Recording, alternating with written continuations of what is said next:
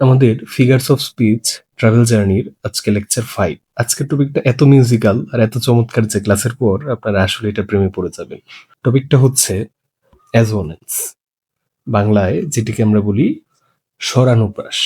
এই অ্যাজোনেন্স জিনিসটা কি? এটা হচ্ছে এমন একটা ফিগার অফ স্পিচ যেখানে একই ভাওয়েল সাউন্ডের রিপিটেশন হবে নিয়ার বাই ওয়ার্ডসগুলোতে, এবং উদ্দেশ্যটা হচ্ছে রিদম, মিউজিক্যালিটি এবং এমফাসিস তৈরি করা।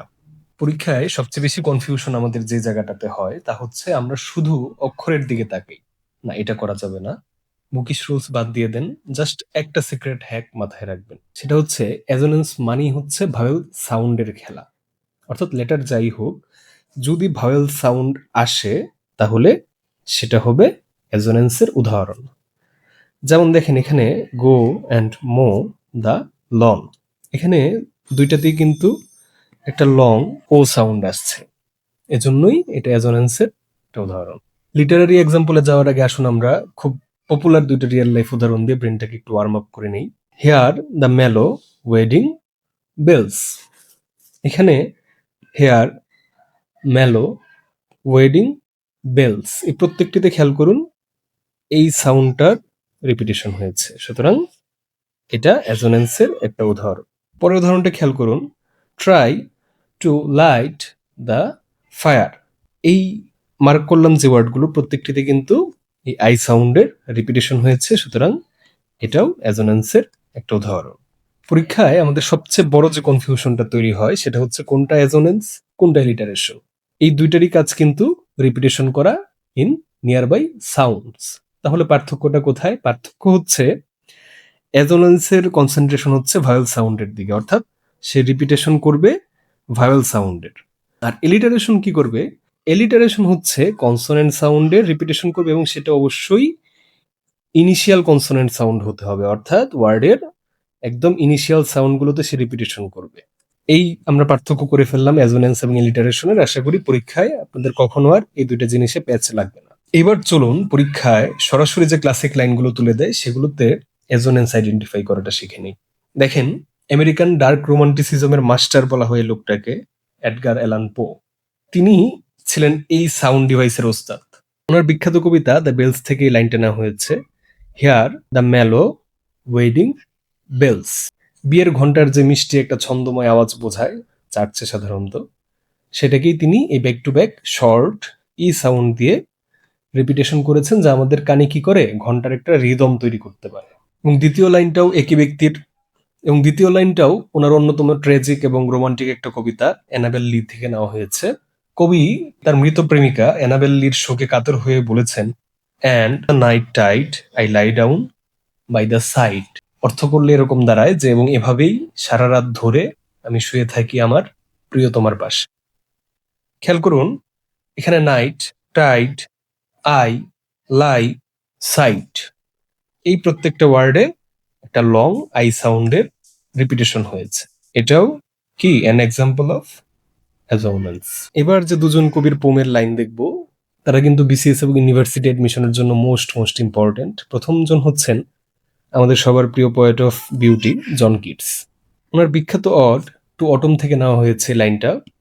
এখানে কবি অটম বা শরৎকালকে বর্ণনা করতে গিয়ে লিখেছেন সিজন অফ মিস্টস অ্যান্ড মেলো ফ্রুটফুলনেস। এখানে এই যে সিজন, মিস্ট, মেলো, এই শব্দগুলোর মধ্যে ই এবং আই, এই দুইটা সাউন্ডের রিপিটেশন তৈরি হয়েছে, সুতরাং এটাও অ্যাজোনেন্স। এর পরের লাইনটাও চলে এসেছে, যেটা আমরা আগের স্লাইডে আলোচনা করেছি। এখানে লং আই সাউন্ডে রিপিটেশন হয়েছে, সুতরাং এটাও অ্যাজোনেন্স। এই উদাহরণটাও আগের স্লাইডে আমরা পেয়েছি, যেখানে কি হয়েছে, হেয়ার, মেলো, ওয়েডিং, বেলস প্রত্যেকটিতে কি হয়েছে, ই সাউন্ডের রিপিটেশন হয়েছে, সুতরাং এটাও অ্যাজোনেন্স। আচ্ছা, এরপরের উদাহরণটাতে আসুন। ভিক্টোরিয়ান যুগের বিখ্যাত কবি আলফ্রেড লর্ড টেনিসন, তার দ্য প্রিন্সেস কবিতার খুব সুন্দর একটা লাইন, দ্য মোন অফ ডোভস ইন ইমেমোরিয়াল এমস। লাইনটার বাংলা অর্থ করলে এরকম দাঁড়াবে যে, সেই আদিম স্মৃতিমাখা এলম গাছের ডালে ঘুঘু পাখিদের কান্না বা ডাক।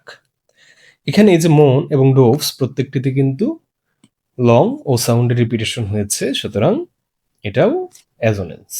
এখানে দেখুন মডার্ন পোয়েট ডিলান থমাস তার বিখ্যাত কবিতা do not go gentle into that good night, তার একটা খুব সুন্দর line, old age should burn and rave at close of day.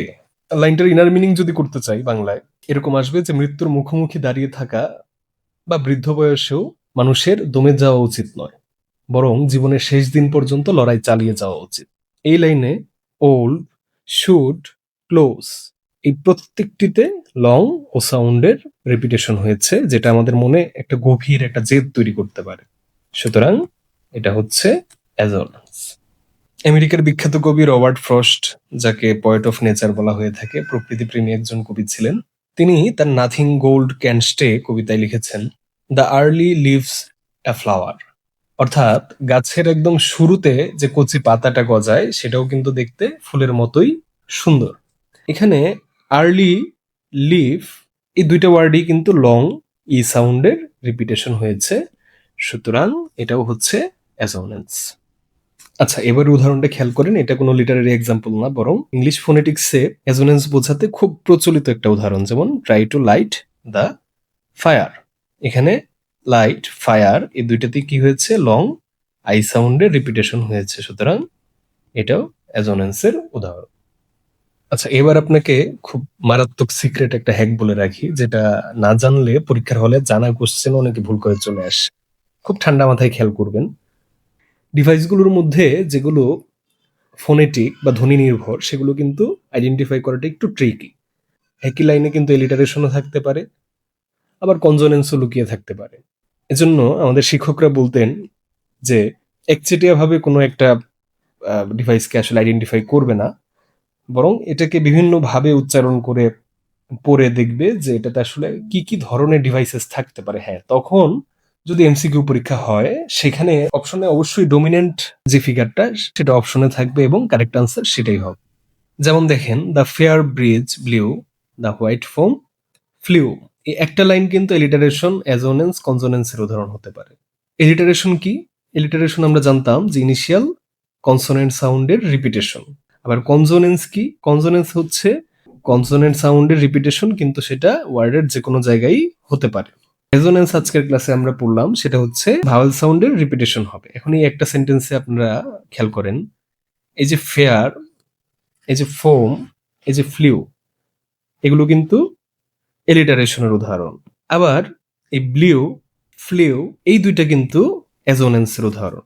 আবার এই যে ব্রিজ, ব্লিউ, ফোম, ফ্লিউ এগুলো কিন্তু কনসোনেন্সের উদাহরণ। তো আশা করি বুঝতে পেরেছেন, পরীক্ষার হলে আমাদের খুব ভালোভাবে যাচাই করে নিতে হবে যে কোন ফিগারটা বা কোন ডিভাইসটা আমরা সেন্টেন্সে ডমিনেন্ট ভাবে পাচ্ছি, সেটাকেই আমাদের আইডেন্টিফাই করতে হবে।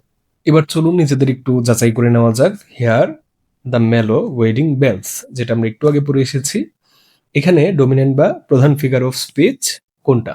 আমরা আগে পড়েছিলাম যেখানে শর্ট ই সাউন্ডের রিপিটেশন হচ্ছে, সুতরাং এটা অ্যাজোনেন্স। তারপর বলছে assonance is the repetition of vowel sounds in nearby words. Which of the following is an example of assonance? Peter Piper picked a peck of পিকেলড papers. আচ্ছা, এই সেন্টেন্সটা কোন ডিভাইসের উদাহরণ বলতে পারবেন কেউ?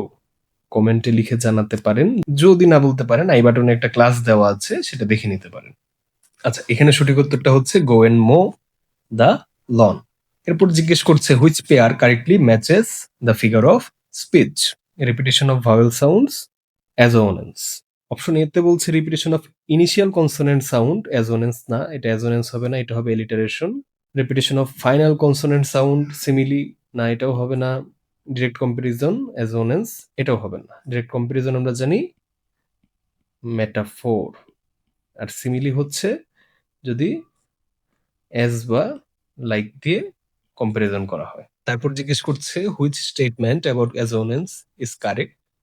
It always uses the word like or as. Incorrect. It is based on the repetition of consonant sounds only. Incorrect.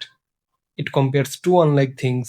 Incorrect. It creates musicality through the repetition of vowel sounds. Then it's the correct answer.